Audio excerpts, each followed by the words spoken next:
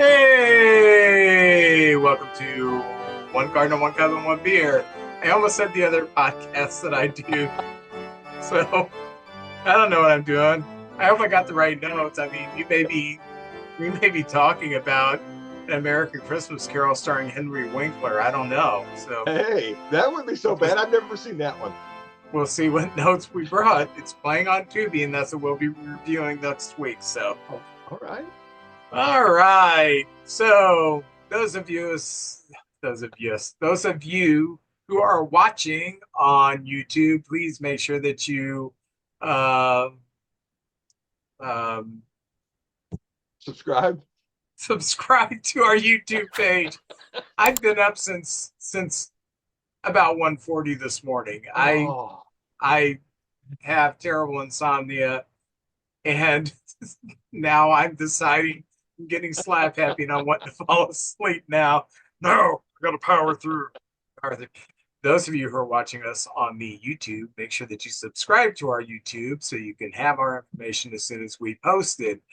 Those of you who are on Facebook, please like us on Facebook, follow us on whatever we get followed on, and all that other stuff.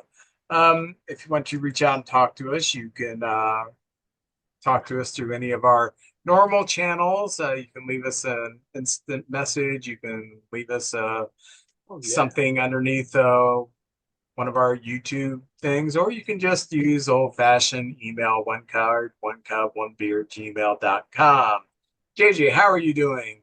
Man, Vince, always, these days are going to start getting longer. We're about to the shortest day of the year, and I think everybody's a little sluggish. I've been having like some brain fog, which is, I guess, maybe not too unusual, but the days are going to start getting longer. We're hitting 50 degrees the next 10 days. Can you believe it? Missouri's crazy weather. But Yeah, Saturday, I got eight to spend. degrees the other day.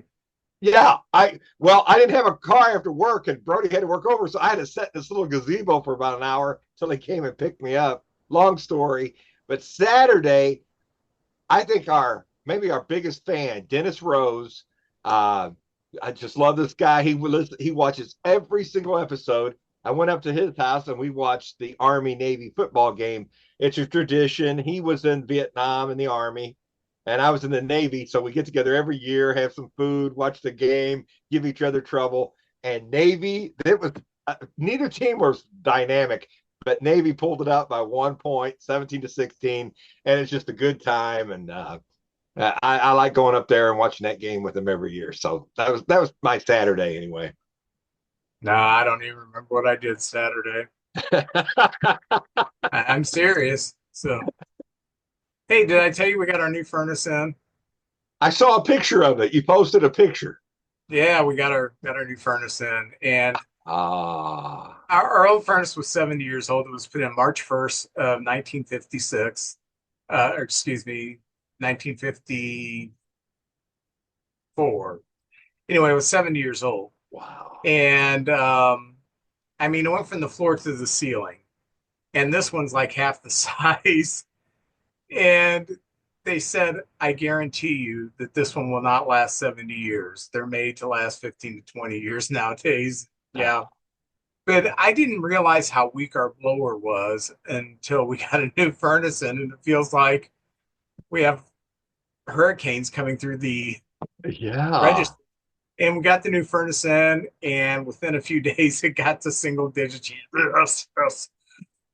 Thank So very goodness. happy about that. Had a guy come out and order the windows. And this is not the insurance. We're still waiting on that, but for the rest of the windows, we got those ordered, and they said probably be in by January, like second week of January. So hopefully we can get that finished. But yeah, trying to get everything up to snuff has been a long process. About 15-year process. Man. Well, I'm glad you got the heat going, and yeah, you don't know what you miss until it's not there. You just take I take things for granted, and then when I don't have it, I'm like, gosh, didn't realize how much I was used to that, especially like air conditioning and heat. In our TV room, Tuffy, our big orange cat, and he's like a brick. He is just one solid muscle. He likes to lay on the register in the TV room when the air's on. And I mean, he covers up the whole thing, and it would get chilly in there. Come on, Tuffy. Of course, we spoil our cats so we don't make him move. I, I'm surprised Tuffy hasn't shot right up to the ceiling with the air that's It's being pushed through blowing his right now. hair, his fur. Yeah. Yeah. Oh, poor guy. So anyway, glad that's happened.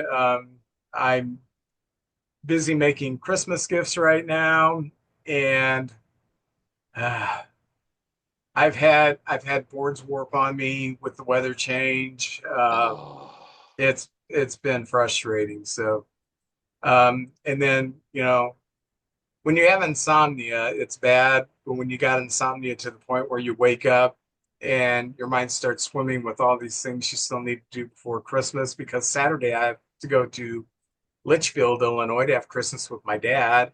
So I had to make my nephews have kids. I had to make them something uh, like a big Christmas candy thing box. So those did come out good though. I'm very happy with those. So I had to do that. I got to figure out what I'm going to take on Saturday. We'll take something. We rent out a room at the hotel, not like a hotel room, but one of those meeting rooms, and we just have Christmas there with my dad, my sisters, and whatever kids can make. It used to be all the kids would, they were little, they had to come with us. Now, they've got kids, and I got Max and Rebecca won't be with us this year, so um, it's just kind of people get old, things change, things yeah. change. I hate change, but yeah, things change. Huh. I hate empty nest. I really do. Violet came home Saturday, or was it Friday? All the days around good, but she came home the other day. It's like, yeah, yeah, yeah.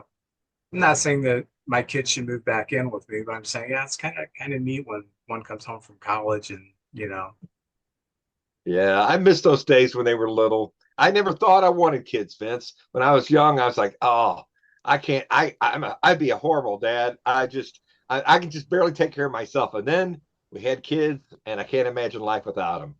And man, you're right. We're getting old. Things change, but I've really cherished each step of the way. Along the way, it's been great. I was a weird kid. When I was in my teenage years, I would think about what kind of a dad do I want to be? How do I want to raise my kids? I so I guess I've always wanted kids, and um, the problem is the kids don't always want me. So tomorrow night we do one of our Christmas traditions. Oh, Tabitha will come over, and Violet's here, and we will watch It's a Wonderful Life.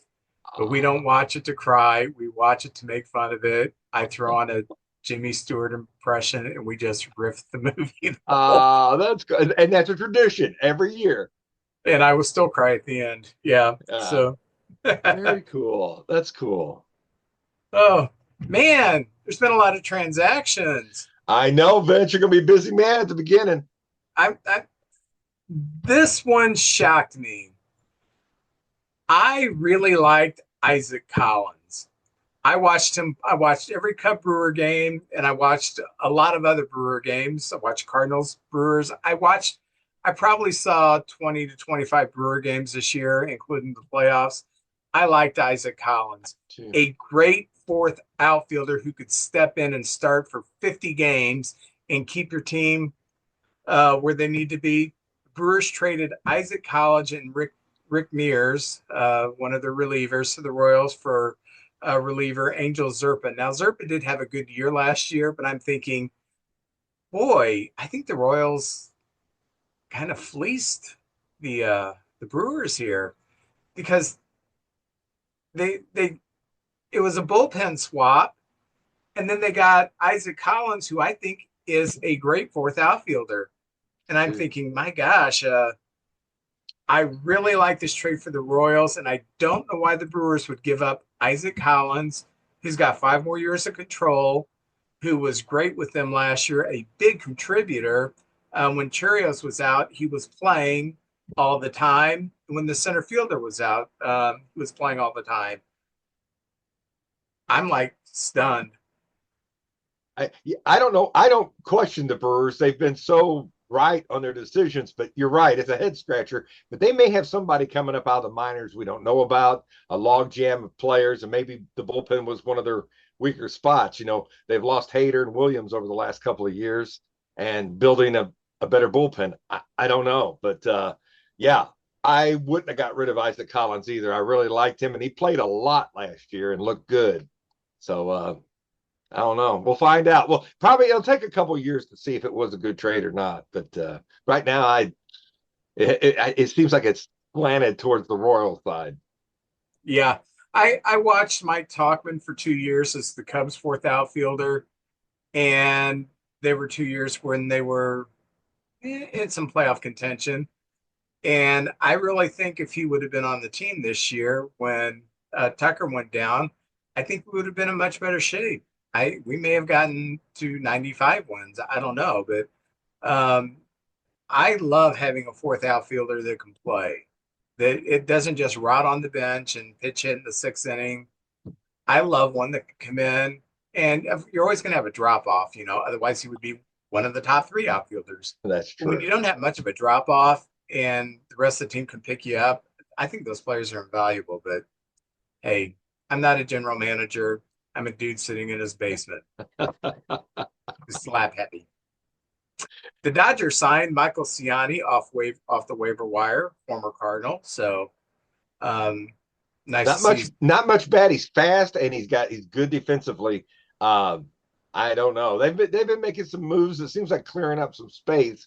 So hang on because the Dodgers may be making a couple big moves yet. Yeah, I'm not sure he'll break camp with them. Um, I'm not sure if they'll keep him in the system, but they Dave Roberts loves his late inning defensive replacements, and it paid off in the World Series last Sure year. So did. Sure um, did. that's one of his hallmarks as a manager. So Michael Ciani does fit that.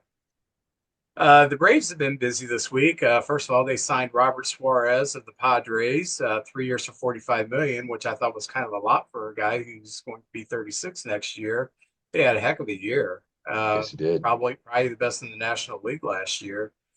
So the Braves get a little stronger. And they also signed another great fourth outfielder, Mike Yastrzemski, 2 years for 23 million, or as I once heard him called Grandbaby Yaz. So I like that nickname for him. Great, baby. Yeah.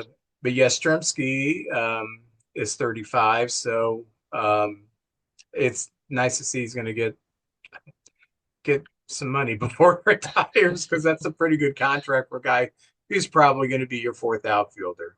And then they also re-signed Ha-Seong Kim 1 year for $20 million. That's who they got last year towards the end of the year, and to give them some insurance in the infield, and they've signed him again this year. That's a $20 million insurance policy. So uh, the Braves are not afraid to spend. The Guardians signed Colin Holderman to 1 year for 1 year. He had a terrible year in Pittsburgh last year, just horrible.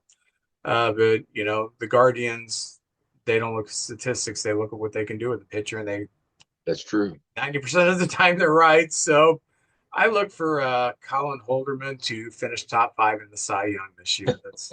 That's the way it goes. Yeah. Um, there's Pete Alonso signed with the Orioles, 5 years, $155 million. And that prompted another free agent move out of New York. I don't know if you heard about this one. Mark Marianello became a free agent, and he is signed with the Phillies to become a Phillies fan. He's a Phillies guy now. So Okay.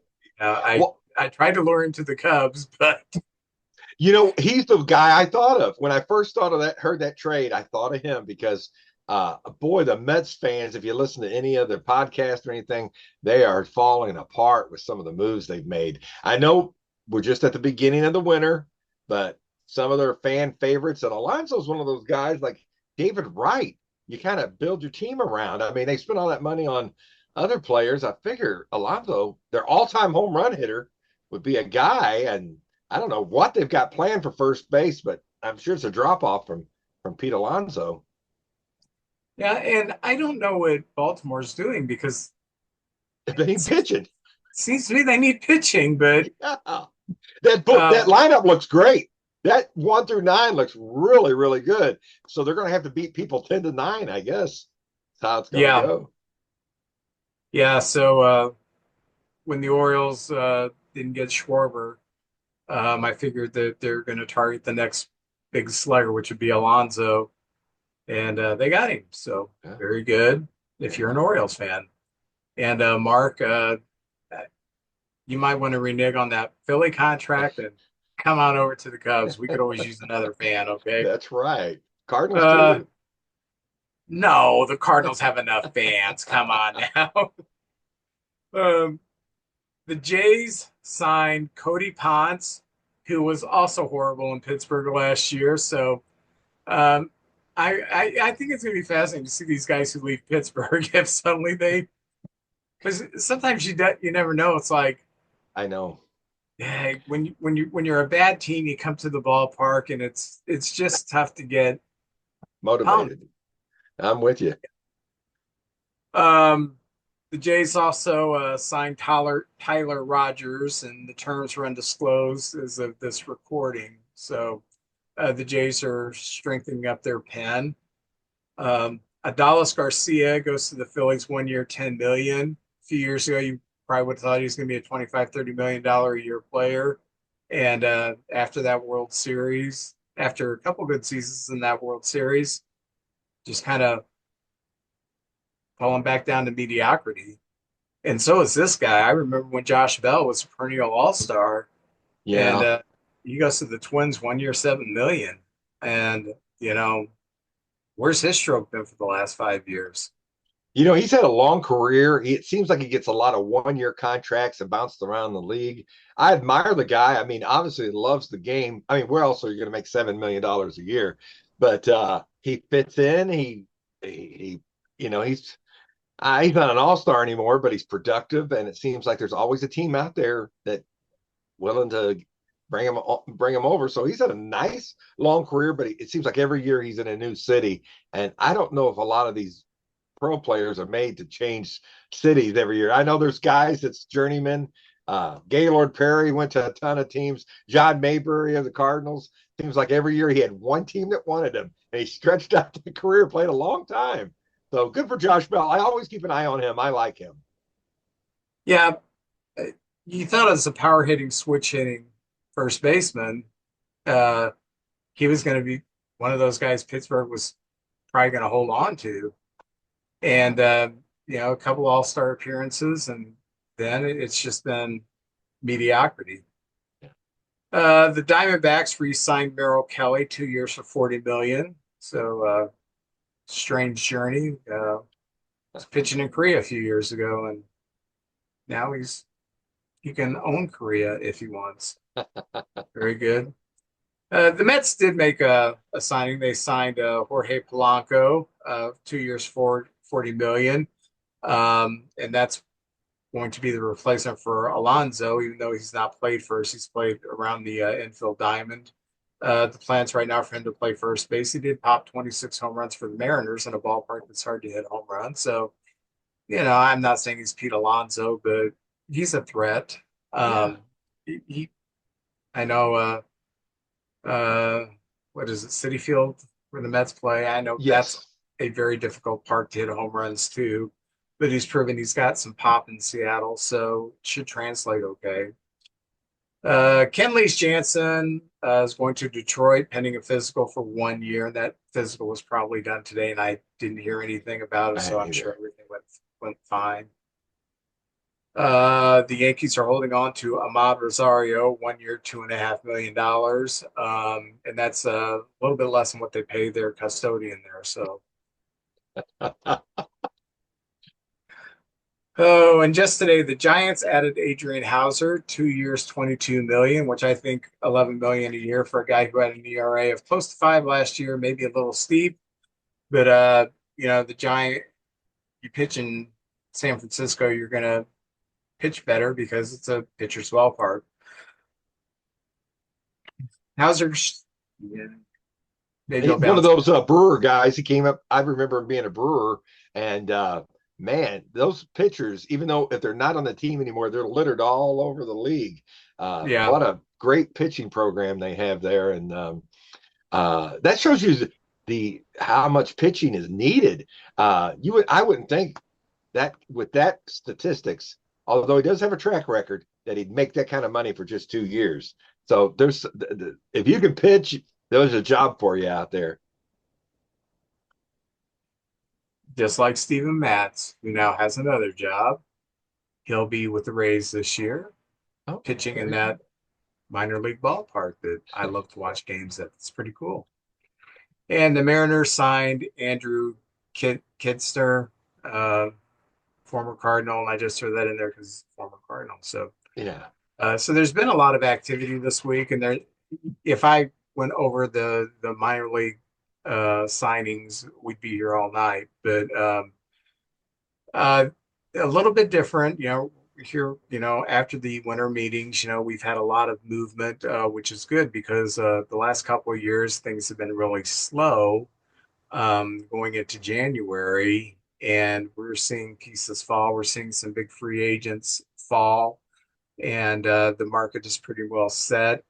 And so you have other people falling in line, and the market is set pretty high when you've got uh, Adrian Hauser making 11 million a year, and the And Vince, it's too early to say who's winning. Like, oh, this team's really because you don't know how the team's going to look. I remember Whitey Herzog and Jack McKeon. They'd pick up guys, early winter, and they'd have them traded off to another team by the end of the winter. So you really don't know how the team's going to look and what's going to happen. And but I do like all the movement, and plus with the internet now, it's rumors galore. Every time I turn around, Contreras is going here or going there. So I'm like, I don't. He might end up in spring being with the Cardinals at first base. So I have no clue what's going to happen until I get about three legitimate sources telling me there's been an actual move, because I've heard so many different stories of players going places. And then I look it up and it's nowhere else but that one spot. I wonder if he goes to another team if they'll put him back behind the plate, or if they'll, It's I an mean, option. Yeah. he's got a little bit of pop, but he's not your traditional first baseman who's going to slug 28 to 35 home runs. So I'm kind of curious, does he fit as a first baseman in most lineups, or do they put him behind the plate again? Or I know this has been 10 years ago, but when he was early with the Cubs, he would play some left field and was Yeah. serviceable. So He still can hit. Like Arenado had a huge drop off in his hitting. And I hate to talk about the Cardinals before it's a Cardinals section, but Contreras has pretty much stayed steady. And I saw one statistic where he was like 12th in the National League in a lot of the key demographics of still being a really good hitter. So, if he's still here, I'll be fine with that. If he's somewhere else, we get a nice couple of players for him, I'll be happy with that too. So who knows what's going to happen, but it's been great having him here, and I hope, and if he's still here, I'm fine with that too. how many years he got left on that contract? I think it's two. I think 2 years left on that contract. And what's he getting paid per year? I don't know that off the top of my head, Vince. I'm sorry. But yeah, he's getting paid pretty good. That's why I thought this year, if they could, they were going to get rid of Sonny Gray, which they did. Arenado, if they can. Contreras, which is more likely. And I think uh, I think that's the three biggies. Maybe Jojo Romero too. He's the highest paid guy, I think, in our bullpen right now. So because there's a lot of people that want JoJo, and we probably could get at this point something for him, because we got him from the Phillies, and We just traded a utility infielder for him, and he's turned out to be a very good reliever for us. Yeah, I'm just wondering if Contreras, his salary's got to be north of 20 a I would year. think so. Yeah, And um, we just saw the Braves sign a uh, backup infielder for 2 years for $40 million. So for a starting first baseman, it's a pretty good bargain right now. that is a good bargain. Yes, Um, but it would have to be a team that has power elsewhere. Um, and if you're going to want him to, and he did last year bulk up, and he's always had some power, but he's just not that prototypical power hitting first baseman. His first major league at bat, he hit a home run to center field. First major league swing, home run to center field in wow. How Wrigley. about that Um, in Wrigley? yeah, in Wrigley, straightaway center. It's like, okay, well, we got our catcher. Yeah, that, So I'm just curious, trying to think of what teams that are in contention could use him because I'm sure he's only going to go to a contender. oh I yeah, yeah. I mean, and I as a fan, I'd like to see that because he's getting up there a little later in his career, and I'd like to see him have success. And we're just an experiment right now. We don't know what's going to happen with us, uh, but the odds are not very likely we're going to do very very well. But yeah, I'd like to see him do good. I don't know. There's probably a lot. I mean, there's a lot of teams could use him, but I don't know the perfect fit. I'd have to think about that for a while. but And somebody needs a first baseman. who played first for Houston this year? I know last year they tried Abreu, and he was just at the tail end of Yeah. his career. That's a great question because the last one I could think of off the top of my head was Abreu. Um, man, did Christian Walker go there from Arizona? Christian Walker And went to somewhere. that's Uh, ringing a bell. Let me. yeah, I remember he left, but I don't where he went. I was thinking maybe Houston. This is like the immaculate grid, Vince. I talked myself into so many answers and out of so many answers.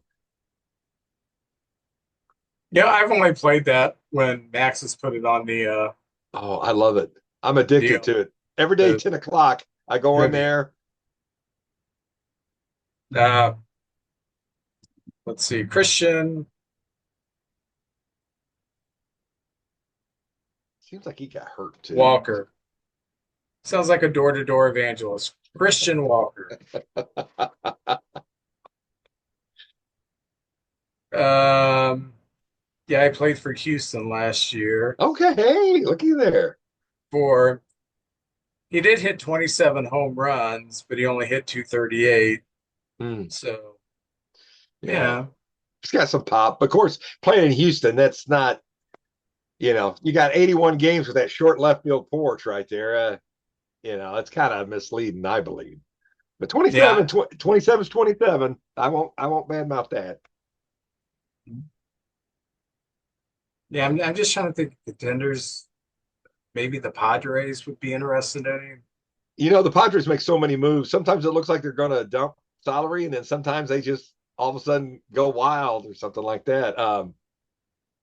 I don't know. Maybe the Mets. There was rumors of Contreras and Lars Nootbaar going up there because they lost Nemo, another fan favorite, and Alonso and Contreras could both of them could go over there and be impact players, but I think they're downgrades from Nemo and Alonso for sure.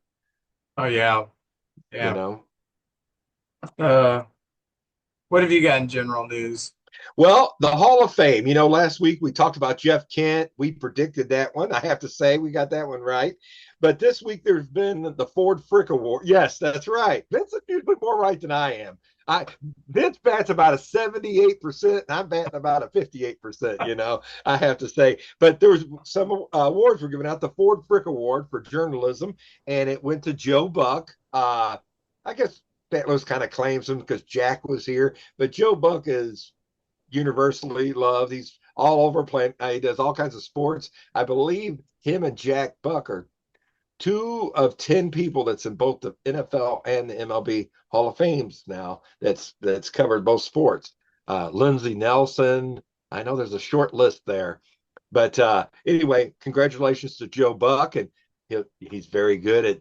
I know he does a lot of awards shows and stuff, so he'll probably have a real good speech prepared. And then there was a writer for the Cleveland Indians slash Guardians. He's been a writer up there for 40 years. His name's Paul Hoynes, and he's been the writer at the Cleveland Plain Dealer for over 40 years, a beat writer covering the Cleveland baseball team and the team he grew up loving. So he's going to get inducted into the Hall of Fame, and I love it when the writers do. A lot of us here in Missouri and other states, we don't know the beat writers like those people up there do, and those people are very loved. I know we had Bob Bragg here who wrote a lot of books too, and everybody in this area just loved Bob Bragg. Real classy guy, wrote good, really good. It was just a story when you read his articles and everything like that. It was really good. It was nice to do that. So I'm glad both of those guys are going to be in the Hall of Fame. So we got 3 guys going in next year for sure. And in January, they're going to be announcing who's going in the normal vote. So congratulations to those guys. And Vince, I know it's wintertime. I know the days are short. It's dark. We're in the holiday season with all the holidays and everybody's so busy. But let me say this, 57 days away from pitchers and catchers reporting for spring training. Come on, 57. We are 65 days, Vince, a little over 2 months from the first spring training games. Oh, the crack of the bat, man. I'm ready. I'm ready. And 100 days from opening day. We got the Tampa Bay Devil Rays, whatever they're called these days. And they'll be coming to St. Louis, and I'm excited about that. Me and Brody are going to try to go to game 2. Game 1, they jacked the prices up, and it's a sellout anyway. So we're going to game 2 on Saturday. So those are a few dates and a few of the honorees that are going into the Hall of Fame. I thought I'd just mention that right there. Yeah, concerning Joe Buck, 2 strikes against him in St. Louis. Number one, your dad's Jack Buck. Yeah, that's true. That's hard to live up to. Number 2, he did World Series games that the Cardinals were involved in, and I understand when you watch a game when your team is in like the World Series and you see a national broadcaster, it seems like they're focusing on the other team. It seems like they're hyping the other team. And you think, hey man, that's you're from St. Louis, why aren't you hyping the Cardinals as much, I not being a Cardinal fan, I'm watching every World Series. I thought he did a great job in the World Series, but I would have people online just like, oh gosh, he's selling out, saying, no, he's got to broadcast the national appeal. He can't go on there and say, hey, this isn't professional wrestling. I'm going to be the heel broadcaster, and the Cardinals are going to come and they're going to kick some Ranger ass this World Series. It's not even going to be close, yeah, you can't do that. No, you can't. You want your home broadcasters to be homers. You do. Yes. But you have to understand when they're doing a national game, they can't be like that. So I think he has done fine. And I know he's had some snarky comments about some of the fans who wrote him for that. And he's basically said they have no idea what I'm doing, why I do things. And I get that. If you don't understand what he's doing in his job as a national broadcaster at that time, it's not his fault. I mean, we all have aspects of our jobs we don't like doing. Oh, and yeah. He's getting paid a lot of money to hype 2 teams. So he can't just say, hey, man, the Giants suck, or hey, man, the Rangers suck. I'm surprised the Cardinals even lost a game this year. Look at them. They're straight from baseball heaven, So I am happy for him. I was a big fan of his dad, and I love knew Jack. people who had interaction with Jack in business and stuff like that. and said he was just always the nicest guy in the world. And I believe Joe Buck is just a very nice guy too. But I think the slings and arrows that he faced when he did two Cardinal World Series, I think that hurt his feelings quite a bit. Yeah, And I, you can't make everybody happy, Vince. And today with social media, there's just people who like to disagree just to disagree. Hey, everybody's getting $100. Well, why not? We should get $200. You can't make everybody happy. So just do your best. I think he does. I think he's got a great voice, a great tells the story very well. And I didn't. I if I was him, I would have leaned a little going out of my way to showcase the other team, just so people couldn't say he was being favoritism. And then that ticked the Cardinal fans off. Some of them, not me. I enjoy that. Like Vince Scully, I love him hearing him just do a ball game. I know he did Dodgers, but when he did a national game, oh, I loved it. Vince Scully's just top notch. yeah, And by the way, he's the second youngest broadcaster to be put in the Hall of Fame. Do you know who the youngest broadcaster put into Hall of Fame was? I think Joe's oh, 54, 56. The youngest was 54 that when he went in. Vince, I would have never got this. And you know who he is, but I would have never got this. who is he? Vince Scully. He was Really? 54 when he went in, and he still broadcasted many, many, many more years after that. Got into his 90s. Yeah. Wow. How about that? I would have thought, oh, he went in near the end of his career. I thought that's just like Bob Uecker did, like Jack Buck. So let's say he started broadcasting when he was 20. He's broadcasting 34 years, and then he broadcasted another 40 years. So he was broadcasting. He hadn't even broadcast half his career yet when Oh, he made it. who would have thought? And he was a single man in the booth. Most people have two. I know the Mets have three, and they work wonderful. It's hard, I guess, to do three and get your time in there. But Ben was one guy. That's it, just him. That's the guy in the booth. That's amazing.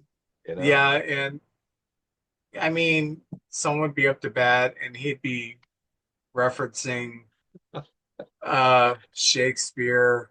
Next guy's at bat and he's talking about a boxing match and it all fit. It what a mind, what a brain. Oh, he was made to do And that job. He was perfect. he Yeah. could sing too. I don't know if you ever heard him sing. He could sing. No, I never heard him Yeah. sing. I'll be darned. How about that? Well, Vince, there's a big thing in the hobby market because I collect autographs and things. PSA, which is Pro Sports Authenticators, they're the number one. They're the Cadillac of authenticating things. Your baseball cards. It seems like if you go even on eBay and buy a card, if it's PSA and graded by them and it's a 10, it's worth more than these other ones. It just seems like they're the ones everybody says, oh, is it PSA? No, I got it done by these other people. There's probably like 20 different companies that do it, but PSA, for some reason, that's the gold standard that everybody goes by. Well, the number two is Beckett. And Beckett was, the thing with PSA, it takes a long time to get your cards back. And some people don't agree with their grading system. They'll get an 8 and go, that's bull. And they'll open it up and then re-admit it and maybe get a 9 or a 10 the next time. But the Beckett is the one, when we were kids, Vince, that the Beckett, the little books that tell you how much cards are worth and everything. They had that whole, the big books would come out once a year, and they had a magazine that came out still do once a month with the prices of things. Well, PSA just bought Beckett out. So now they pretty much have a monopoly on the grading systems.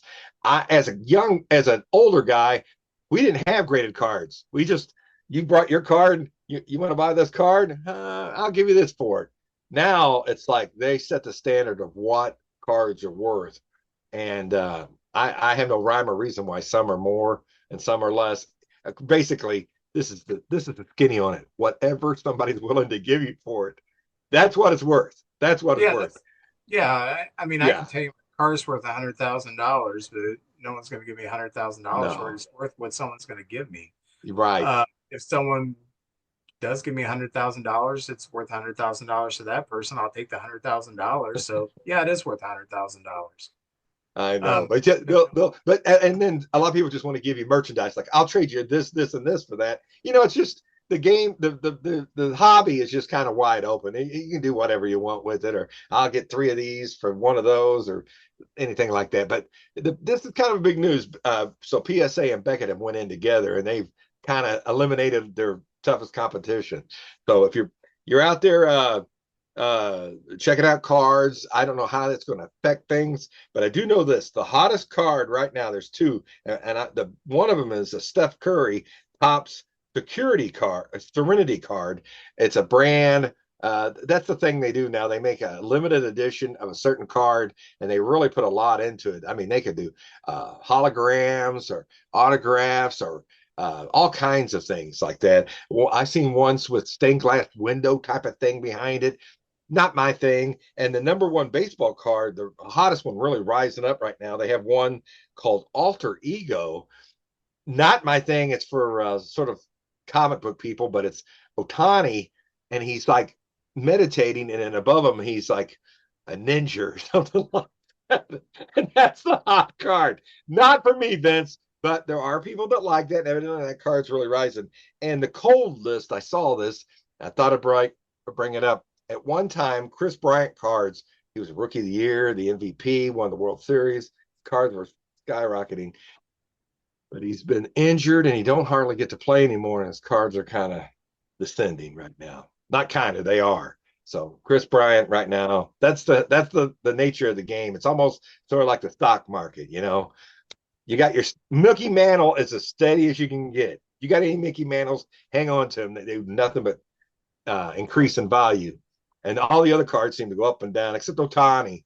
Otani's is always climbing. So that's it from the baseball corner there. I wanted to throw out that because that was kind of big news this week. what's going on with the Cardinals? Well, oh, can I say one more thing about uniforms? I got some uniform news, Oh, Vince. you If can't. that's okay. Um, let's see. The Seattle Mariners this year are going to wear, and it's hard to believe this, Vince. 50-year the 50-year patch they're going to have on their uniforms. Vince, we remember when they came into the league, and now 50 years have come and gone. A lot of great players up there. But I I'm gonna get that patch for sure. When I was, I don't know, maybe 10, um, I started on a new baseball team, and it was a brand new team, and we had to decide our names. And he put the coach wrote down Blue Jays, Mariners, and I knew that they were going to be new teams. And most of the players said, but we had a few kids. I've never heard of those teams. I said, well, they're going to be new. So, Yeah. but we decided to be the Indians because we were politically incorrect. Hey, cool uniforms though. Well, That was real quick. I'm loopy. My that's okay. favorite year of playing Little League Baseball.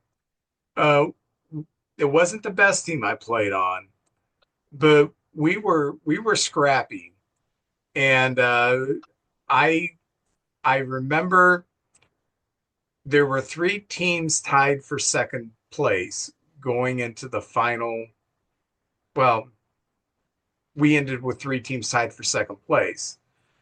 So what they did is they decided that three teams would play, and they did coin flip. The team that won the coin flip didn't have to play the first game; they just played the second team. So our team lost the first or the coin flip. So the first game, we played the Dodgers and we beat them. And then the second game, I don't remember the team's name that we played. We couldn't do any wrong. I mean, it was like after 5 innings, it was like 20-4 or something like that. And we got our trophies. So it was really cool because it was like my first taste of playoff anything, you know. And I remember we went there and we were like 10, 11 years old, but we were so focused, you know, oh, if we don't win, we get a ribbon. We don't need a ribbon for our hair, you know. Like boys are telling you, we want a trophy. And so we went out there and we won a doubleheader and got a trophy, and I was Oh, awesome. that's cool, man. There's nothing more exciting than it seems like the whole world's, you're out there and you're playing your best and it's competition. And I'm telling you what, there's nothing more exciting than that. That's pretty darn cool, especially when how old were you there? Like 12 or About 10, I think. yeah. I wasn't I I wasn't the littlest, but I was still kind of in that very young league, you know, where pitchers walk 20 guys in a 7 inning game. Yes. And when the Mariners started playing, I don't know if you remember this, but their baseball cards, the helmets and stuff were drawn on. Steve Braun was on the first Did 1977. not know that. Yeah, and if you see it, he's like turned like this, and they drew the helmet with the trident, on it. And I was like, look at that. How'd they get a picture of him? They haven't even started playing yet, but they drew him on there. Anyway, that's one thing. And the Royals, this is the first time I heard this. They got the City Connect. I think the Cubbies have a great City Connect. The Cardinals are okay. The Rockies with the Rocky Mountains, it's pretty cool. But the Royals are changing their City Connects. I didn't know that was allowed. I didn't know if there was a rule or not. But anyway, they're getting new City Connects. I haven't seen them yet, but that's one of the things. And the A's have an alternative gold jersey that says Sacramento on it. So remember they were last year, no city, we're just the A's. Well, this year they're going to be the Sacramento A's now. So that's going to be out there. And so stay tuned. A lot of good young players there. And they're still a couple of years from Vegas. That team is growing in the right direction right there. And the uniforms, they had I forgot the company that came in 2 years ago and got this big deal to make the uniforms, and everybody hated them. The lettering was small, the numbers were small. You could see through them when they sweated. You could see parts of their body. I'm not going to say anything more about that. Well, they're going back to the old ways, the old bigger uniforms, fitting better, and the Wool. I guess so. I guess so. It's not this see-through stuff. I guess they were getting that's how they got the fans in there. Hey, check this out. Have you ever felt one of those uniforms from the The old early ones. 20th century? Yeah. It's Yeah, when thick. you feel them, it's like, my gosh, those they didn't play night games. They didn't have air conditioning. They went out in the summer heat and played in those basically winter pajamas. Yeah. And well, It I might just protect you. Maybe it'll protect you sliding into bases a little bit better, a little more padding or something. I don't know, but that's the only good I can see out of that thing. And they were loose. You could move around a little bit in them. yeah, I just people were built different then. I Oh yeah, man. air conditioning, I don't even know if most players at that time had ever even heard of air conditioning, let That's alone right. felt it. So that was just a way of life, you know. I've always thought about, you know, if I went back in time, I would miss air conditioning the most. That and my bidet. That's what I would miss the most. Electricity, I mean, it depends on how far back we go, but electricity might be, I've not missed that. Yeah. Cardinal news. Can I do Cardinals? We're on Cardinals, baby. Cardinal news. Cardinal Yes, let's do news. it. Uh, let's see here. I had it right there. Oh, well, the big news. I guess I should start with that. The Cardinals signed Dustin May. And last week we did our Christmas wishes, and I wished for some veterans. We got all these young pitchers, and Dustin May, Vince. I thought of a lot of different options. I guess I didn't sit down and look through all the rosters and everything, but Dustin May didn't even pop into my head. I didn't know what his status was. He's been hurt so much, and he's got so much promise. I remember when Urias came up with the Dodgers, I was like, where do they keep getting all these pitchers? And he was something to behold, but he's had a lot of injuries. He's had Tommy John surgery. Great big guy, 6'6". He actually, you probably know the story about he was eating salad and tore his esophagus and had to have like an emergency surgery, lost 40 pounds. Oh yeah. Yeah, the guy who Yeah. could ballads. Yeah. Yeah. What the heck? Some of these guys, they're world class athletes, but they get hurt in some of the most weirdest, oddest ways. Um, Well, I don't know if you've ever gotten a salad. It says right on there the instructions on how to eat the salad so you don't tear your esophagus. So it's his own fault. Yeah, and you got to stop the fork. Stop the fork right here at the lips. That's where it stops. They do say that on suppositories, they have instructions, to open up the aluminum foil, the little holder before inserting, because some people didn't know that. I know, Vince, there's all kinds of people out there. So anyway, he's with the Cardinals now. Now, last year he didn't, if you look at his stats, you're like, but I'll tell you what, he's only 28 years old. He's got so much potential, and it's a low risk, maybe high rewards thing.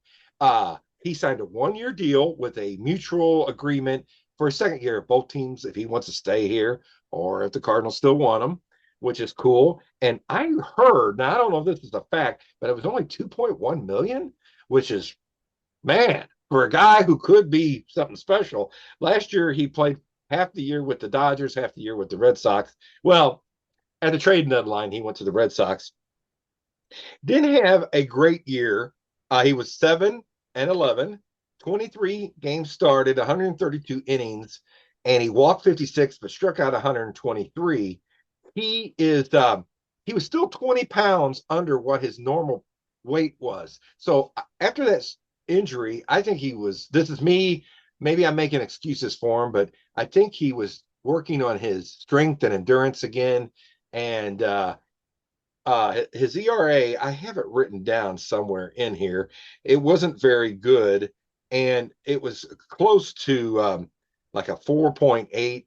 But Bernie Michaelis, and I'm stealing this from Bernie, if you took 6 of those, now I'm cherry picking stats here. He had 6 horrible games, but if you took that out, those 6 bad games, for 18 games, he had like a 3.30 ERA. So more good than bad. I think it's a low risk, high reward kind of situation here.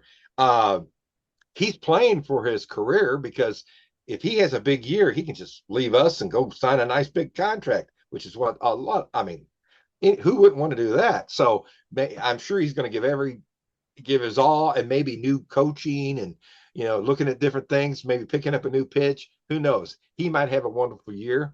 My expectations, I'm always kind of conservative on my expectations.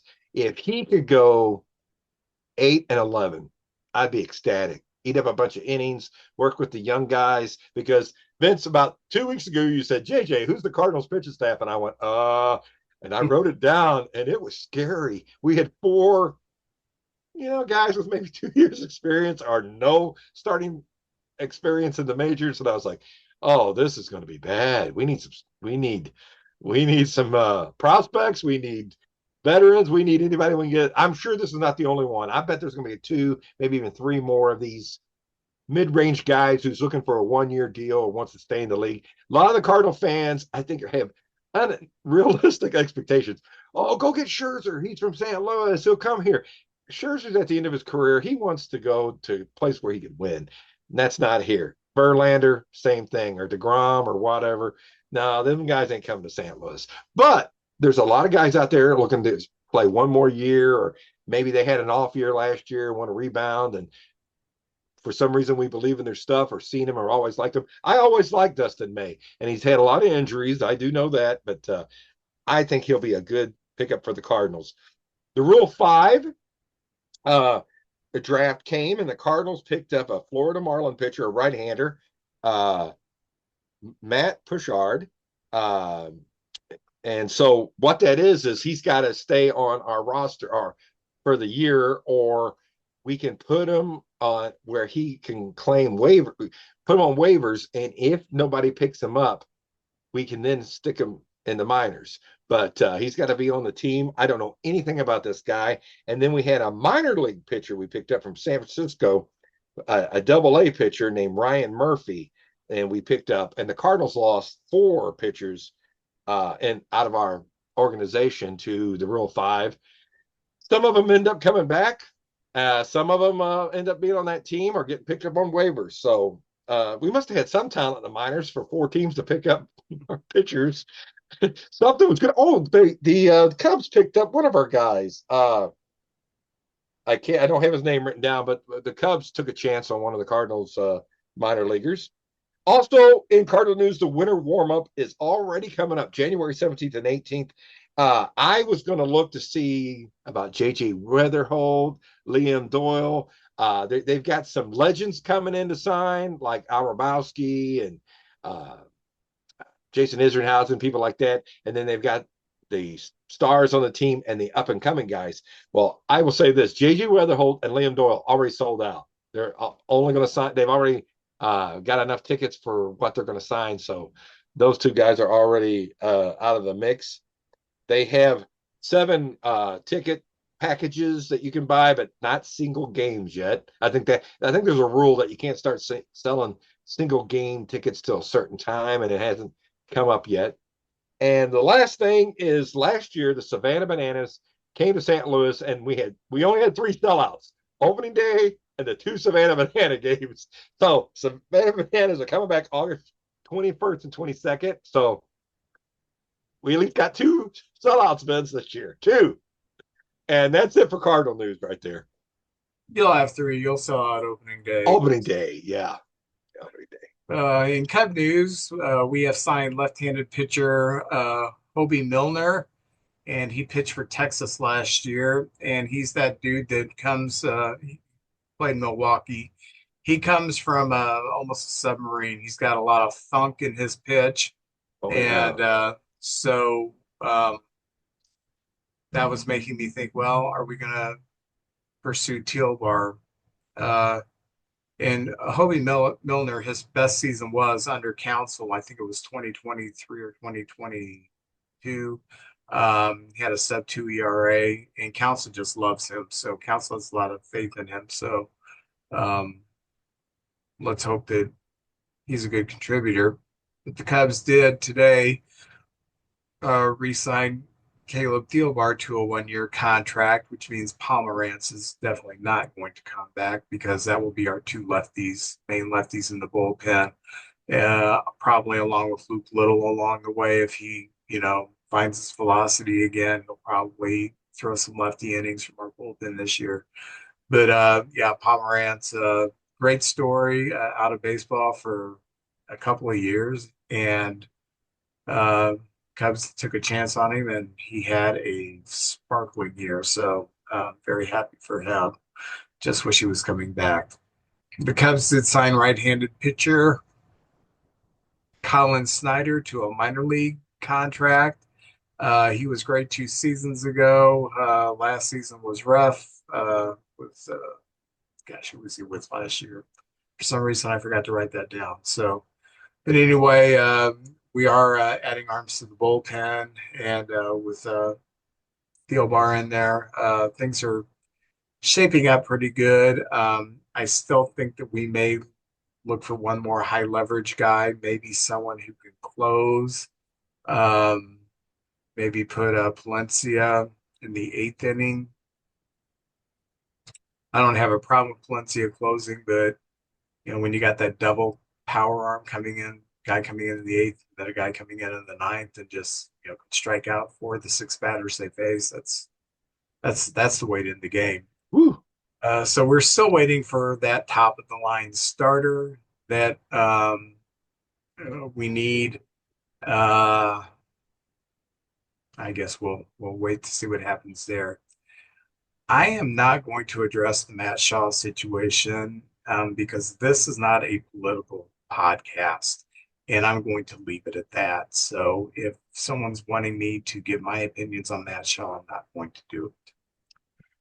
So you know who else isn't going to do it? Jeremy Connor ain't doing it. Connor's not doing it. Comes a time in every man's life when he needs some advice on relationships.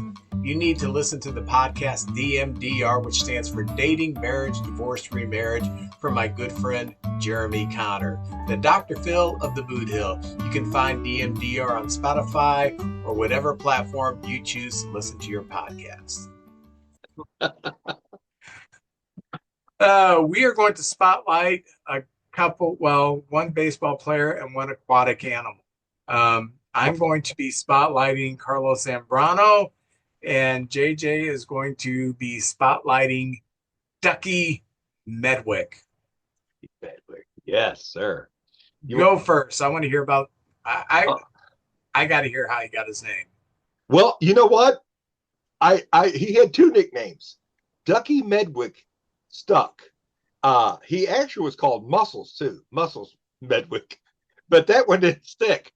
Vince, I think a good nickname, a real good nickname. You don't even know the player's first name. Catfish Hunter. I bet you we could go up to 20 baseball fans and say, "What's Catfish Hunter's name?" I bet you seven wouldn't know his first name was Jim. You know, a real good nickname. You don't even know the guy's first name. So Ducky Medwick was born in 1911. That seems so long ago, and I I saw that he passed away in 1975. And I don't know, for me, it seemed like I didn't know he was around still in 1975. That's about the time I started watching baseball. His full name is Joseph Michael Medwick, and he was an outfielder, predominantly left field. Above average fielder, solid fielder, but this man could hit.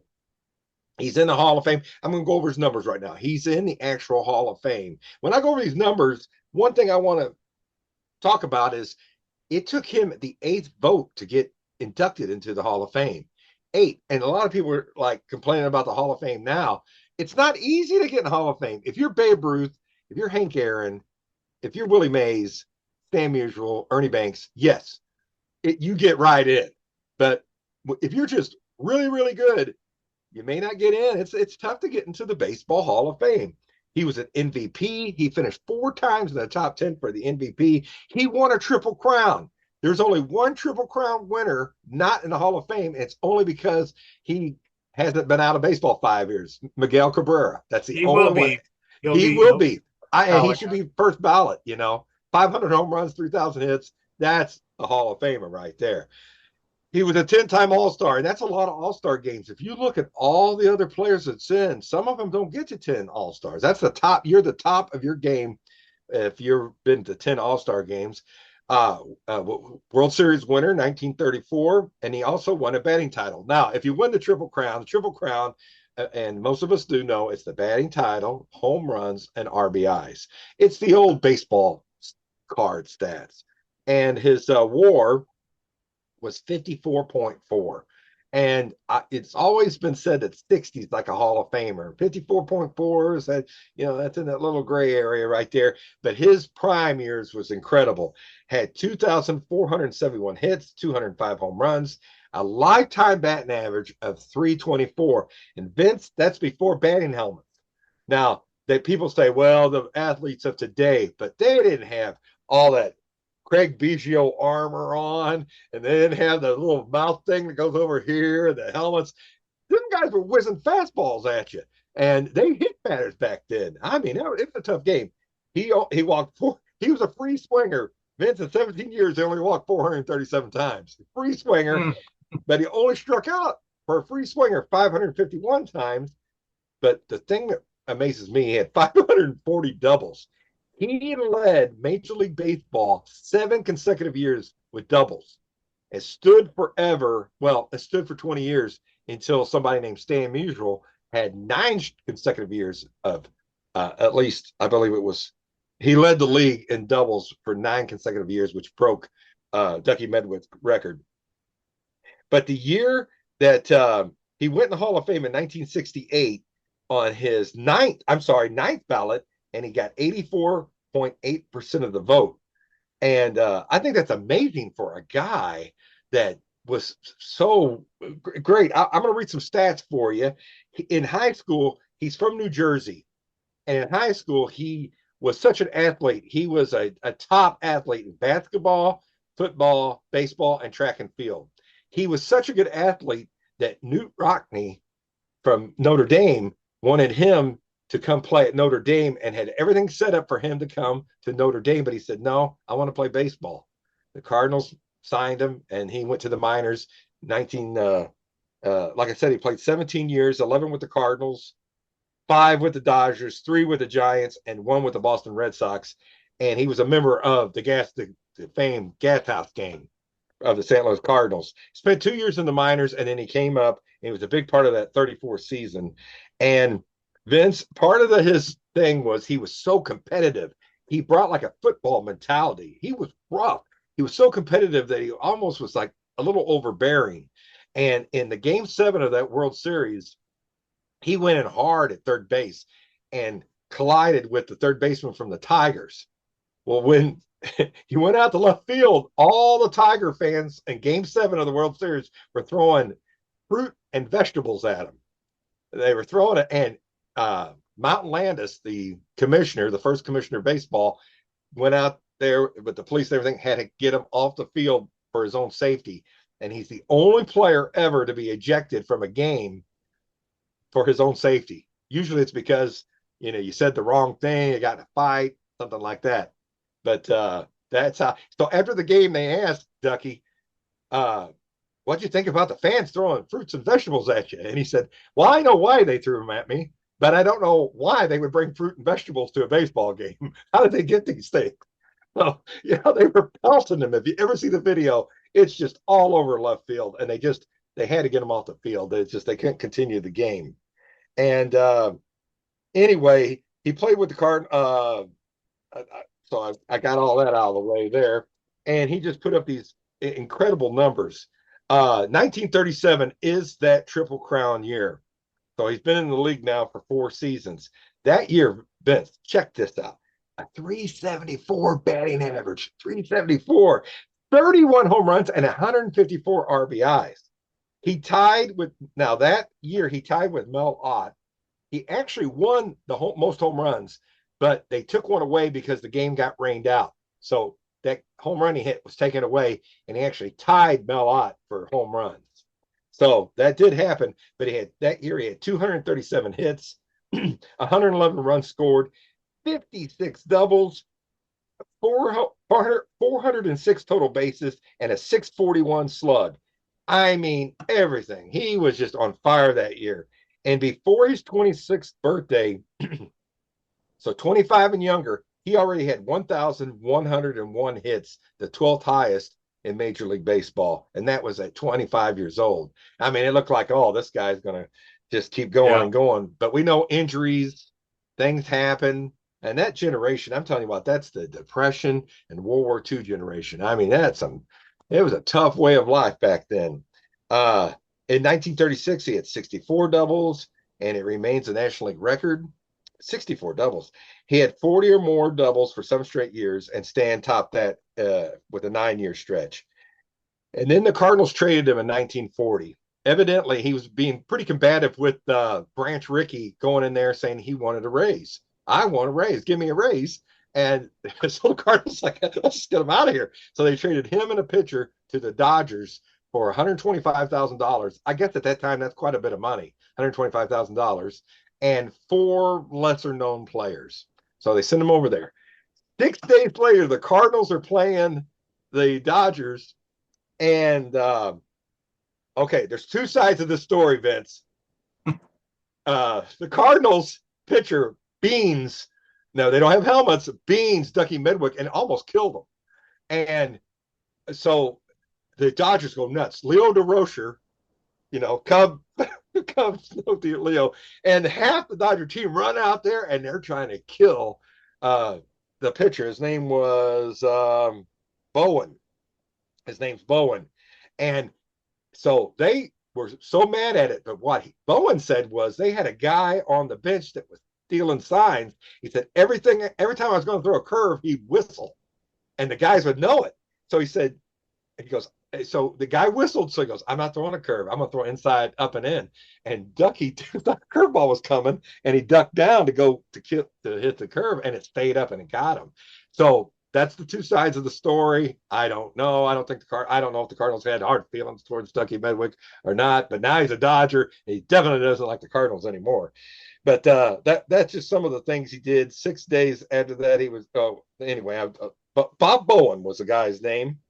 And he did a lot of things for baseball, too. He would travel in the offseason and do USO shows and go over and they'd play ball against maybe an Army team or something like that. And, go meet the troops and everything like that. Real good guy. He met the Pope one time. And he said, I used to be a Cardinal, too, or something like that. That was a little joke to the Pope. That's a nice line right there. But Ducky Medwick, what a player. Cardinal great. He's in the Cardinal Hall of Fame. He's in the Hall of Fame in Cooperstown. And Vince, I try to look up more like family stories and things like that. I couldn't find a whole lot on him. Just the basics, where he was from. He played sports his whole life. He was actually he could have, I mean, he could have went to college and had this huge football career, but he wanted to play baseball. He loved baseball, and the Cardinals traded him too because he still could hit really well, but his defense had diminished a little. Is what everything everywhere I've read said that a little bit too. And that just happens to ball players. You can be on top of the world for 3 or 4 years, and all of a sudden, it just it's hard to stay up there and be the very best for so a long, long time. But One Ducky year Medwick, you win a Gold Glove playing left field for the Marlins, and next year you're scaling the wall of Bush to watch the ball drop 12 feet in front of you. oh, I'll never forget that, Vince. I'll never forget that. Yeah. Anyway, that's Ducky Medwick. Well, why did they call him Ducky? Did he run funny or? No, nothing's written about that. They just called him Ducky. I guess he's amphibious or something like that. He can do it anywhere, on land, on the water. There you go. All right. I'm going to spotlight Carlos Zambrano, Ah, who played in the major leagues from 2001 to 2011, 11 seasons. And by golly, did it seem like he was around for 20 years. So, uh, Zambrano was a tough hombre, huge guy, 6'5", 275 pounds. And he had a reputation for being someone you didn't mess with all the way back in Venezuela when he was a kid. So everywhere he went, he had this reputation of being a very tough, mean guy that preceded him. And that's why I thought it would be interested to look at Carlos, who was born June 1st in 1981 in Puerto Cabello, Carabobo, Venezuela. I never took Spanish. I took German. His father worked as a mechanic and his mother managed the household growing up. And he was very athletic. He played baseball was his love. Also played soccer. And he signed with the Cubs at the age of 16 as an international free agent in 1997. He made his major league debut August 20th, 2001, at the age of 20. And I remember him that first season with the Cubs, even though it wasn't a full season. I thought, my gosh, this guy's huge. He's a monster. Um, yeah. so he really had his coming out party on the 2003 team, the one that was 5 outs away from the World Series that we don't want to talk about. Um, but he was a 13-11 with a 3.11 ERA for that star-studded team. He was an all-star in 2004, 2006, and 2008, which is not odd. See what I did there? Yeah. Yeah.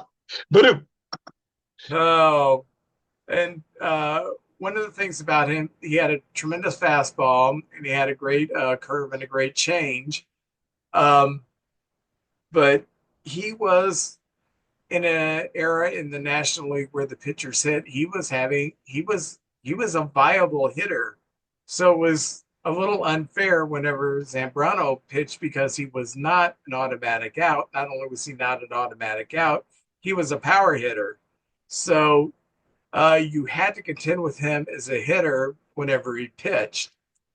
In 2006, 2008, and 2009, he was a silver slugger for the pitcher.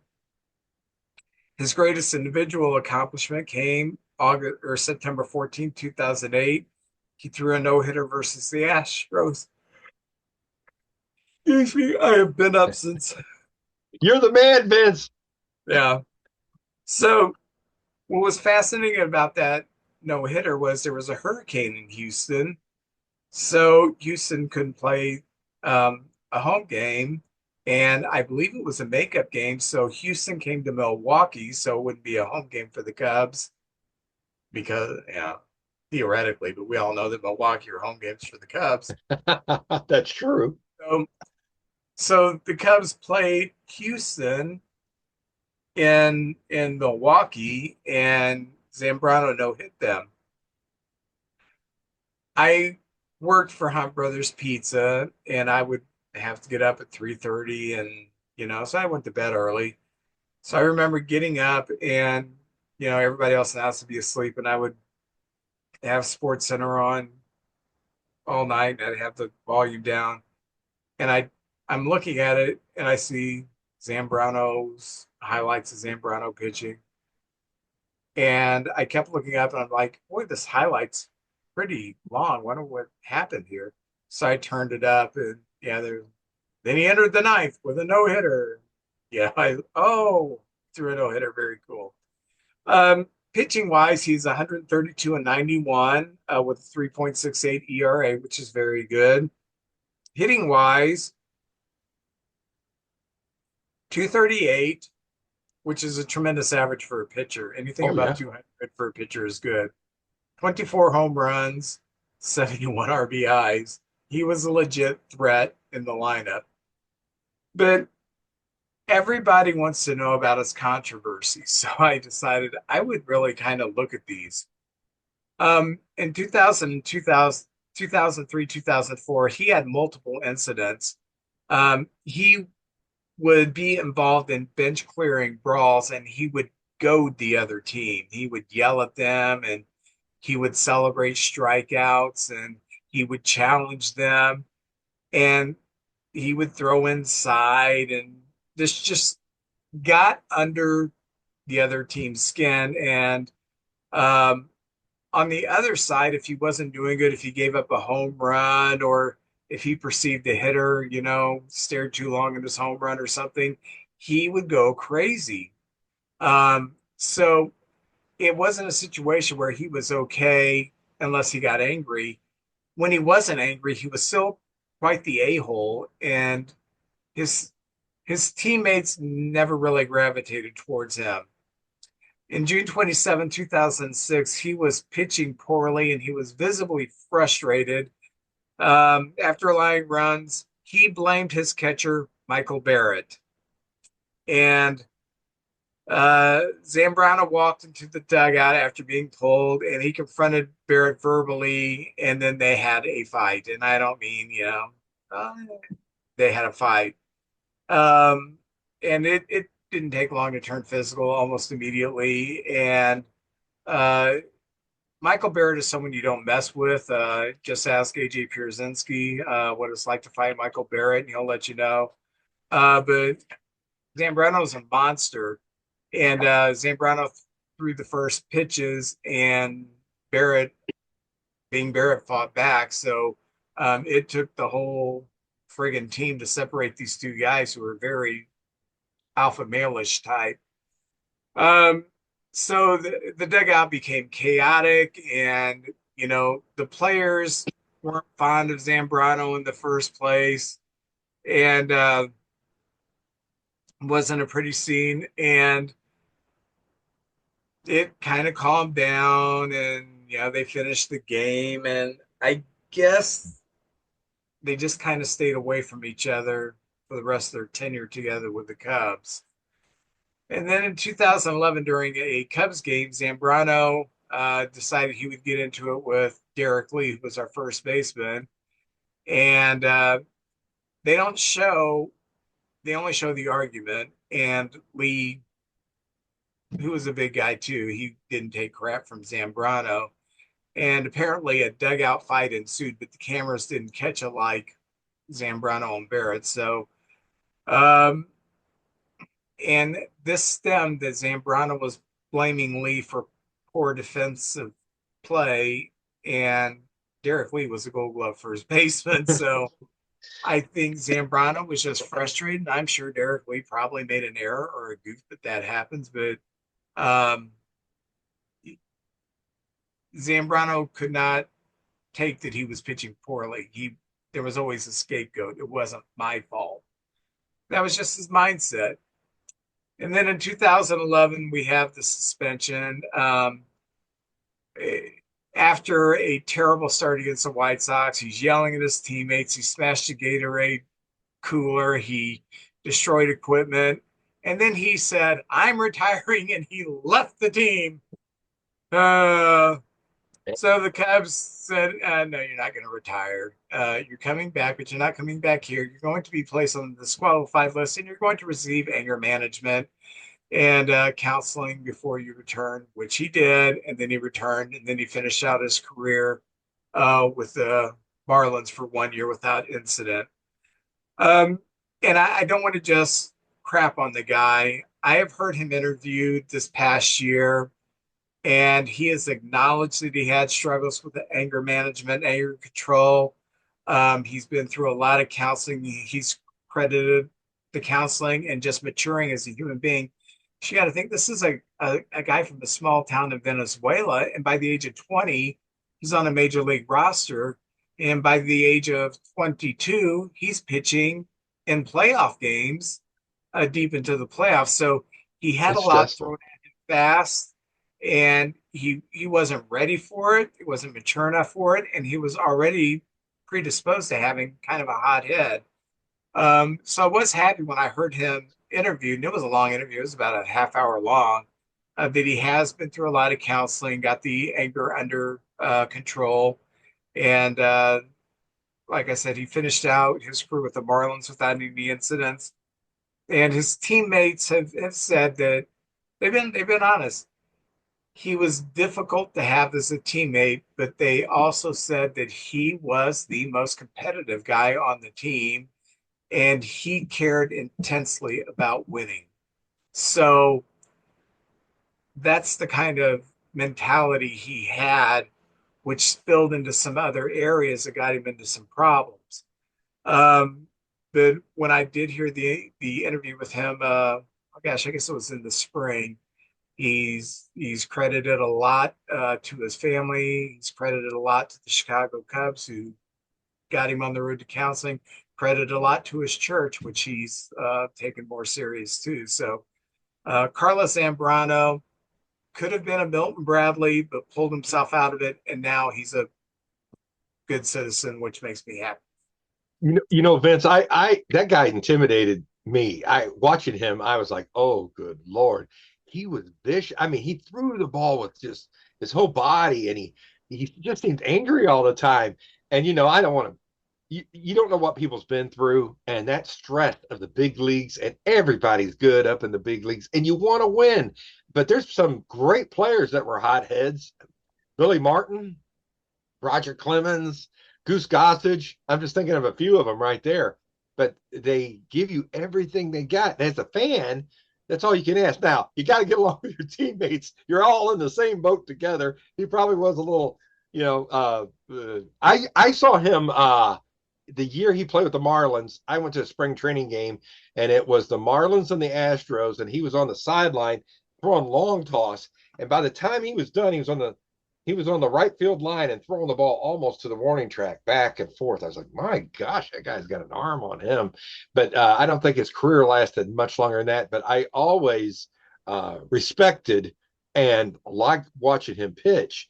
And I'm glad everything's going so much better for him now. That was a good report there. Carlos Zambrano, a guy I always loved watching, but I didn't know what happened to him after all that. So I'm glad he's on doing well now. Could you imagine Zambrano facing Ducky Medwick? Oh man, he's giving up some size to Zambrano. They make him bigger now, but man, Yeah, I'm telling you what, old Ducky was a I don't tough. think Ducky would back down though. So, No, I don't think so. That could be a 12 rounder right there. well, JJ, I have Fleer 1991 logo stickers and trading cards. Collect Fleer Pro Vision Sports Art. Details on the back: 14 cards and one sticker. When you want baseball cards, you get Fleer. Fleer, I can't read what year this is, Vince. My eyes are fading me. This is Donruss, and I believe it's 93, I think. Donruss 93, and there's a Roberto Clemente puzzle in there. So we'll get a little piece of Roberto Clemente somewhere along in there. You want to go first? I'll go first. JJ, you need to face it. You need to get glasses. I think I do. I'm kind of fighting it. Oh, I don't need glasses, but I can't read the back of the baseball cards anymore. It's just so small. I blame it on the size of the print and all that kind of stuff. I'll be the Uh, old guy. I'll be the old guy standing there. I got 4 years till retirement. I just gotta make it 4 years. um, I'm having those discussions with Kathy. Should I retire at 62? I don't know. So, just a couple years from retirement. That'd be kind of nice. So, It would be nice.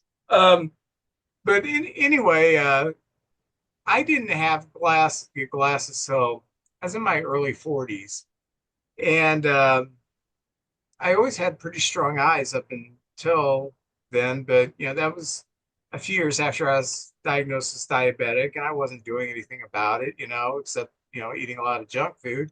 And Guilty. man, maybe I need to go to the eye doctor. So I went to the eye doctor and said, "Yeah, you need glasses." And I've had like I don't know, two or three prescription changes in the last 15, 17 years. But yeah, Well, Vince, there was a veteran come in today, and we were talking, and for some reason I said, "Well, how old are you?" And he said, "I'm 60." And I said, "Wow, you look great." And then he goes, "Well, I had a birthday this weekend. I'm 62." And he said, "Well, you look like you're my dad's age." And I said, "What? You're 60? Your dad's got to be like 85." And he goes, "Oh, no, no, no. I'm 34." And I said, and the lady I work with laughed. She goes, "You can't hear nothing." And I said, "No, I heard 60. I don't know where I heard 60." But yeah, I can't hear either, Vince. I'm a double threat. I can't see, I can't hear. I'm Tommy. uh, first card, Braves catcher, Francisco Cabrera, playoff Oh, hero. Yes, postseason hero. There he is. yeah. I like those cards. I like the yellow, the print on it and everything. Very Ooh, nice. 1991. The guy who threw Lord Charles one of the best curveballs in baseball history, Dwight Gooden. Oh yeah, Dwight. Uh, oh, former Cardinal, former Pirate, former Red Sox, Tony Pena. Hey, I love Tony Pena. He can sit on his butt, throw you out at second. Oh gosh, great arm, great arm.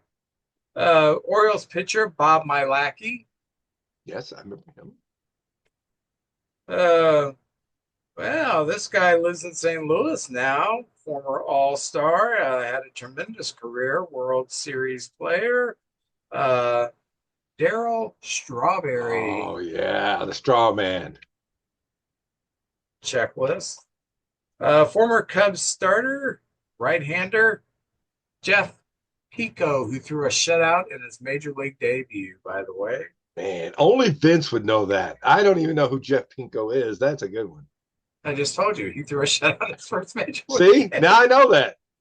I don't know how far I Uh, remember it. don't remember this guy, Twins outfielder Pedro Munoz. No.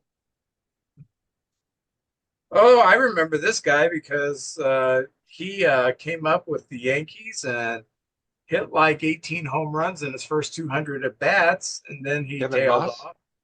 Kevin Moss, I remember. Yeah, I got about 8 of his rookie cards. former Royal, former Brave, first baseman Gerald Perry. Did he have a stint with the Cardinals? I believe he did a one Yeah. year a 1 year thing. Yeah. Do not remember this starter for Cleveland, Kevin Bierce. No, don't know. Okay. No. Oh, the ageless wonder. He's still playing baseball somewhere at the age of 87. At this time, he's the second baseman for the Rangers, Julio Franco. My gosh, yeah. He took some time off, played overseas, came back into his 50s. He was playing. George Oh, Blanda of baseball. oh, in tremendous shape. Yeah. Oh, NLCS team leaders. We have Bobby Bowe and Hall of Famer Barry Larkin. Yeah. Now, Barry had a brother, Byron Larkin, who I played remember college him. basketball for Xavier. A great basketball player. I don't know if he had a pro career, but yeah, a lot of athletes in that family. Never heard of this guy. Um, oh yeah, that is only one card. I was trying to unstick the card and it's tired. Joe Bitka, big No. big Bitker, Bitcoin. Joe. There's Joe. Okay. And then for the sticker, I got the Tigers of Detroit. Classic right there. That's a classic. Remember when WWF did a Saturday night's main event? I remember that. They have this episode. They're doing it from Detroit, and um, Georgie Animal Steel, who was from Detroit, um, he was taking Gene Okerlund on a tour of the Detroit Zoo, and I remember that one. Yes, I do. they're looking at these tigers, and George, where do those tigers come from? Detroit. You know, he was a heel in his early days. I met him and he bit me in the forehead, and I got a picture of him biting me. But he said, you know, I had a Detroit hat. I was trying to win favor with him, and he said, you know, I'm from Detroit, and I said, yes, sir. And then he said, you know, I used to be a heel. I always wasn't this character that you guys know. I never saw him be like a tough guy, mean guy heel. But yeah, so that's all I remember is the what was the purple tongue or and chewing on the Fighting the ring. Yeah, yeah, the turnbuckles. I remember him when he was a heel. Um, he was he was kind of a not quite as gruesome as Abdullah the Butcher, but he was kind of a lot of biting and bleeding and stuff like that when I was a little kid. But he had that flying elbow lock that looks like it hurt so bad because get him in a hammerlock and lift him up and they would submit. Oh yes. And yeah, you'd think, gosh, man, how's the reputation? Now I know, they all the pressure is on his legs wrapped around George, so that doesn't hurt at all. It looks good though. Yeah, I think No, he feuded with Bobo Brazil because Bobo was like the top baby face up there in Detroit area. Bobo Brazil. yeah. All right, are you ready for mine? Let's do some baseball cards again. All right. Well, these cards I like them. They're boy, I wasn't even close. I said 93. I believe it's 87, 1987, Vince. Yeah, they're in red. They're in red now, so I can read it. But do you Give or remember take this 6 guy? Yeah, it's all 6 years. He's the Padre right here, but known for being a manager of the Giants, Bruce Bochy. Oh, Man, look how thin he is there. I don't remember him being that thin. I guess my memory doesn't. I'm losing my memory too, Vince. Oh, one tough Dominican, walking Andrew Hart, and here he is with the Oakland A's right there, or the Sacramento A's, if you will. There he is. I remember when he got traded, he said that if he would hit 50 home runs in the American League, and Jack Clark would come over and hit 100 home runs. Hey, Jack, I always thought was a power hitter, which he was, but he only hit over 30 home runs one time. That was it. It was in St. Louis, and he hit 35 one year, and that was it. I thought he hit more home runs. This is the player I think we both like. He hangs out with Frank Thomas and takes that medicine. But Andy Van Slyke, it's Doug Flutie. I think it's Van Slyke and Big Hurt. I've been inside the Van Slyke house Oh and yeah, all the kids. The last thing that guy needs is an erection. we gotta get it. Whatever the opposite is, we gotta get him on that right there. All So right. Yeah, saltpeter. Is that what I get to? I don't know if that's a real thing. They used to tell us that in the Navy all the time. San Diego Padre. He's had a few incidences in St. Louis, but I love him. Great player, the one and only Gary Templeton, right there. Gary Templeton. Yeah, I'm a fan. I know he flipped somebody off, and I tell you what, I've been at the ballpark, and there's some fans that need to be flipped off. You're not supposed to do it, but hey, I understand. Yeah, I've seen it. All right. Oh, Cleveland Indian, Pat Tabler. Very nice player right there. Yeah. Very good player. Look at that. That's a good looking guy right there in that uniform. That guy there, he's got a career after baseball. I hate him. Yeah, we hate him. He's a good looking. All right. Minnesota Twin, Alan Anderson. And I remember the name, Vince. Alan Anderson. He won an ERA title one year. Check the Did back of he the now? Yes. I'll be darned. Here's the back of the cards too for all of y'all back there. There you go. And Dave, Dan, I can't say this last name. I'm going to put the card up and see if you can figure it out, Vince. Had a long career. Schatzeder. Chassiter. Okay, thank Yeah. you. Played with the Expos. Yes, Good that's career. right. I Yeah. very good. I remember that with the Expos now. I just can't never say his name. Oh, 1981. Every year you think of a year, you think of something just that captured that year. Well, 1981, Fernando Venezuela, right there, Fernando Mania. What a guy! Won his first 8 games. That screwball was something else. We got another Cardinal coming here, Greg Matthews. Ah, there we go. There we go. Yeah. Mark Eichenhorn, who had a very nice career. There he is with Toronto Blue Jays. Yeah, he 1 year pitched like 140 innings out of the pen. There's a Wow. there's a documentary on him because he Really? did not throw hard, but he threw submarine and he had a ton of strikeouts and he had a fantastic career. If you ever, I probably saw it on YouTube. Um, Great documentary, like a player who was great, but people don't really know who he is because by the time the Blue Jays got good, Tom Hinkie took over the closer role.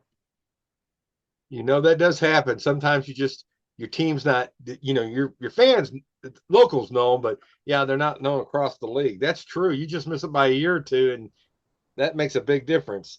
Uh, this is a Pittsburgh Pirate. I love these old uniforms. They're wearing the old pill hats here. Jim Wynn, pitcher Jim Wynn, right there. Very nice. And I have a checklist, but the final one I have Montreal. It's nice to see the Montreal Expos. Casey Candell for the old Montreal Expos right there. How about that? Love those uniforms. What an organization. It's sad they're not around anymore, but we are having expansion, Vince. Maybe we might get the Expos back. Who knows? But I really want Montreal to get a team. Me too. Really want that too. Yes, sir. Well, that's it for my cards right there, Vince. I really want Havana, Cuba to get a team. I think that would Oh, be that would be so much fun. fun. Oh, Yeah. they would be electrified. That would be a great atmosphere right there. I think that would be great for the country, for relationships, for more jobs for the players. I just think that would be very cool. Yeah. Yep. Well, JJ, next week is the week before Christmas. Christmas is on a Thursday. Are we going to record or not? Whatever you like, Vince. I'm open to anything. We I if we like bed do, right now. I just want to go to bed. I understand. Well, think about it and let me You know could this say weekend we're because if recording naked in a car wash when it's 20 degrees. I'm fine, whatever. well, we could get maybe Ray to come in and do one more list for the end of the year. And That I was going to do one of those things like we did last year, but with Christmas. Favorite Christmas song, favorite, because before Ray started, I was going to say, all right, Ray, I got a question for you. According to our listeners, what's the number one Christmas song, movie, and I guess something to eat, would be the 3 things. So if you want, I'll start doing that. And then we could take the week between Christmas and New Year's off, unless you're busy. Vince, if you're busy, that's fine. I could fit it in. I mean, Okay. there's not going to be much that's happened. No, there might be some signings. There might There be a may few be a signings. few signings, but Yeah. it's going to be a slow week. But We'll do a mini episode. We'll do a mini one, 45 to an hour. there we go. Well, JJ, you have a good one, and I'll see you next week. Okay.